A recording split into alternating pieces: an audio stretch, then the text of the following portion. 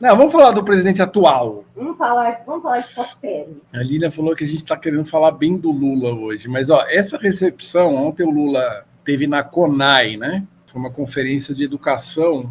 Assim, a gente sabe que entre os estudantes, né, os estudantes doutrinados pelo comunismo, né?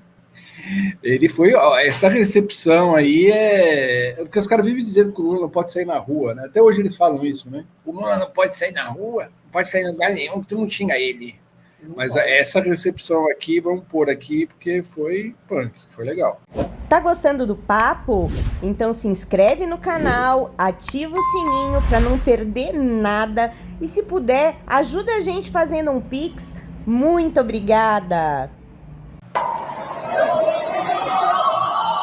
Senhoras e senhores, delegadas e delegados da CONAI 2024, o presidente da República, Luiz Inácio Lula da Silva, acompanhado da senhora Janja Lula da Silva, do ministro da Educação, Camilo Santana.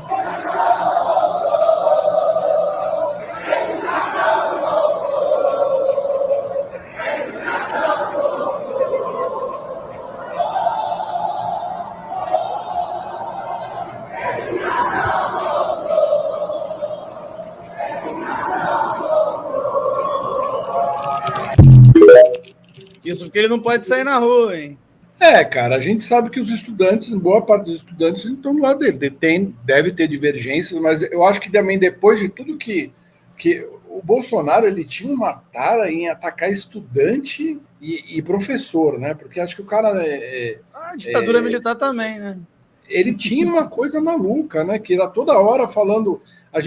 Das maiores manifestações durante o governo Bolsonaro foram de estudantes, né? Antes da pandemia, né? Quem não lembra, lembra? E os professores cada vez professores mais... e tudo, e os professores eram muito desvalorizados, toda hora eles adoravam, né? Foi um lugar de muitos escândalos, né? Do ex-ministro da Educação, Barras de Ouro, pastores. Então, assim, a gente, quando volta para essa certa normalidade, assim, muita gente, né, tá aliviado ali, né? E eu acho legal esse canto da educação voltou, porque nessa parte eu concordo, porque realmente era uma destruição de qualquer... E era uma bobajada de homeschooling, Nossa, sim. Era tanta bobajada e só falando mal de professor, que todo professor... A gente teve aí outro dia o Eduardo Bolsonaro comparando o professor com traficante. O cara doutrina seu filho igual o traficante. Gente, eu estava vendo hoje uma professora no TikTok e ela estava contando o salário que ofereceram para ela trabalhar numa escola em Camboriú, em Balneário Camboriú, que é a Dubai brasileira, que é o lugar favorito da família Bolsonaro, inclusive, né? E quando a gente fala em educação, e ela contando, e ela é uma professora de inglês, e ela foi numa escola bilíngue, não era nem uma escola pública, mas para a gente ver como o professor é desvalorizado, principalmente em Santa Catarina, né, que é um lugar tão bolsonarista. O salário que ofereceram para ela foi de R$ 1.700. Nossa. Numa escola bilíngue, de gente rica em Camboriú. Então, a partir do momento que uma professora ganha R$ 1.700, o que a gente pode esperar da educação, cara? Não tem o que esperar. Eu vou até colocar aqui hoje, eu estava vendo aqui eu vi um... Deixa eu só, então, eu não achei o Reels eu vi um Reels da Carta Capital, a gente está falando justamente sobre isso, sobre esse apagão dos professores. É uma matéria que acho que saiu agora na última edição da Carta Capital, da semana passada, falando que a previsão é de que daqui a alguns anos já tem uma falta em algumas matérias. Existe uma dificuldade em achar professores. Então, você vê um país que a profissão de coach é valorizada e a profissão de professor está cada vez mais desvalorizada. Cada vez mais, gente. Então, a gente precisa valorizar o professor. A gente falou aqui, a gente está falando aqui de educação. Eu queria, antes de comentar, porque existe um plano. Na verdade, o governo Lula está embarcando num projeto muito difícil, que é uma reforma real do ensino. Assim. Então, depois eu quero dar os detalhes, mas antes, nessa mesma convenção, né? Acho que é convenção... Conferência, está aqui, Conferência Nacional da Educação. Tem um discurso do Lula. Hoje a gente está bem lulista, que a gente está porque Quando fala de educação... Façam L, todos. Vamos colocar aqui, que 2 minutinhos aqui, e a gente vê que ele está em forma, que está lá falando com os estudantes, onde... Eu acho que é ali que você tem que se fazer política, com a molecada, valorizar a política bem feita e animar a galera aí, para a gente ver se a gente melhora a educação, que sem isso, com a educação melhor, vai ter menos bolsominion. O nosso povo deseja o quê? O nosso povo quer, primeiro, todo mundo quer construir uma família digna. A coisa mais extraordinária é pai, mãe, filho, vó, avô, sobrinho, primo, vivendo em harmonia, se encontrar em final de semana, se abraçarem, comerem o nosso gostoso churrasquinho, que a carne agora já chegou até ao bolso do povo mais pobre. Quem é que dizia que o povo não ia voltar a comer picanha? Quem é que dizia que o povo não ia voltar a tomar cervejinha? E as coisas vão melhorar ainda mais. Vai! Quando a gente tiver uma turbulência, não fiquem nervosos. Não fiquem nervosos.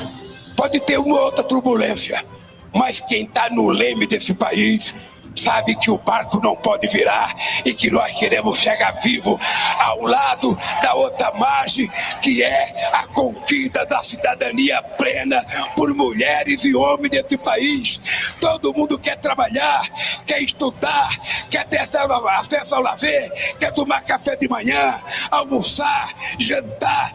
Todo mundo quer se vestir bem. Quem é que não quer se vestir bem? Quem é que não quer ter coisa boa? Todo mundo quer ter. Então, vamos deixar a hipocrisia de lado. Vamos lutar para que a gente seja uma sociedade mediana. Ninguém aqui fez opção pela pobreza para ser pobre. Ninguém nasce para ser pobre. A gente nasce pobre porque tem alguns gananciosos que roubaram o direito da gente pelo menos melhorar de vida. Então, companheiros e companheiras, só nós, somente nós, poderemos construir o mundo que a gente quer. É meio triste, cara, o presidente ter que chegar e falar, não, ótimo discurso, obviamente, quando ele fala de, garantir que todo mundo tome café da manhã, almoce e jante, ele já está cumprindo o papel dele, a promessa dele, quando ele assumiu a presidência, mas é meio triste, cara, e mostra o quanto a gente está na mão do liberalismo ainda e dessa burguesia escrota que manda no país. Tipo, a gente vê o presidente pedindo permissão para a gente se tornar uma sociedade mediana. A gente tem que implorar pela mediocridade. Para ver se os caras deixam, né? Para ver se os caras deixam, exatamente. Deixa a gente ter o mínimo, né, de uma sociedade um pouquinho mais justa, né? E exato. O que realmente eu acho que é o que dá para a gente fazer, né? Da situação que a gente está, se a gente conseguir algo perto disso, eu acho que já é alguma conquista, né?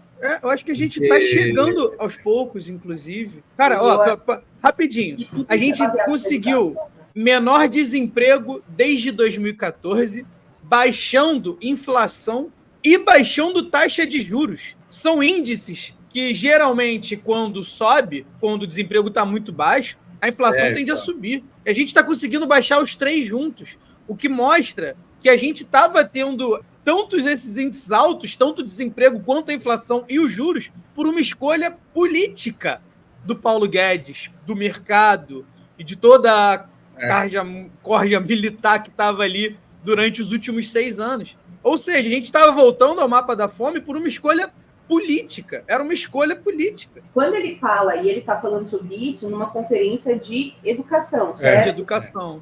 E ele está falando isso justamente porque realmente, quando eu falo que educação tem tudo a ver com isso, né, não é só por falar, porque realmente a pessoa com estudo ela vai conseguir enxergar que ela vai ser mediana e ela vai conseguir ter discernimento para entender que as coisas sim estão melhorando. E elas vão parar de cair nesse tipo de fake news que essa extrema-direita maluca fica colocando, onde tudo tá pior, e você olha, nossa, o maior rombo da história, maior não sei o que da história, e sem estudo, cara, essas pessoas realmente, os gados ali que são ignorantes na mais pura concepção da palavra, que não têm conhecimento, passam a ter conhecimento. E isso é somente através da educação.